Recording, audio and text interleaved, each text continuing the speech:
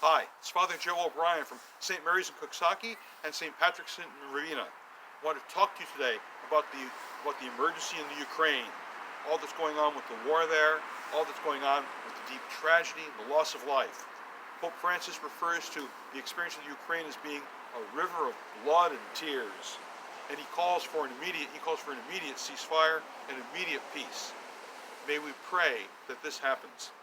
I know lots of people are thinking about the experience of the Ukraine, and as we enter the Lenten season with an eye towards Holy Week and Easter, one can't but help about the Ukraine going through a crucifixion, much like Christ went through with the Good Friday experience.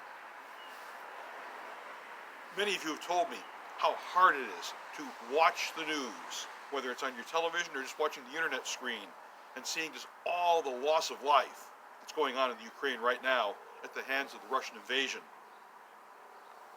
May we pray for all of our friends far away. A lot of people are feeling very helpless in the midst of watching all this. Can they do something? Folks, I've got 3 ideas for you. Let's talk first about prayer. We are God's people. We are a believing people. And quite frankly, we place our trust in the Lord. The Psalm speaks of not placing our trust in princes, they're but mortal. Place our trust in the God of Judah, the Lord who will save. And that's the kind of people we are.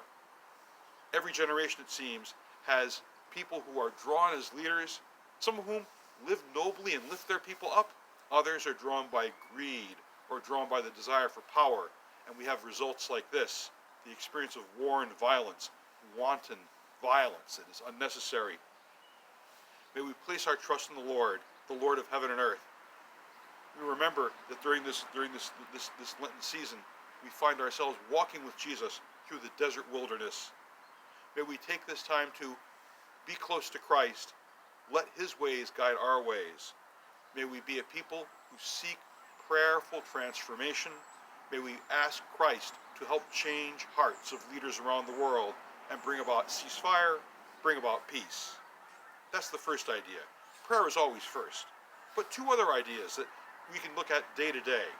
First of all, please remember that in our region, especially as you drive up towards Albany, Troy, Watervliet, and Cohoes, there are many Eastern families, Ukrainian families, Orthodox families, Eastern Rite Catholics.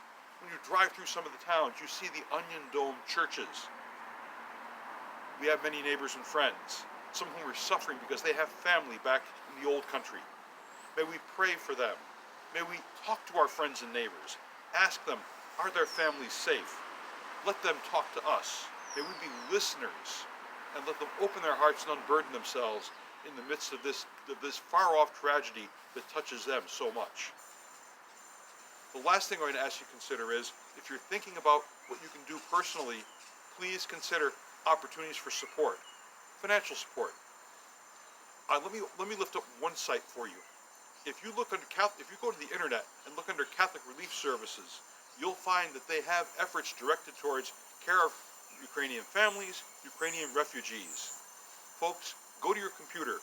In your browser line, type in crs.org.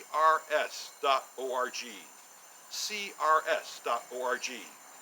The folks at Catholic Relief Services always do good work, and they are there in the midst of disaster, violence, famine, disease. They have a long history of doing God's work. Perhaps you might like to help them. So today, blessings for you, blessings for your families. May we pray for our neighbors and friends in the Ukraine. Folks, peace be with you, and also with you.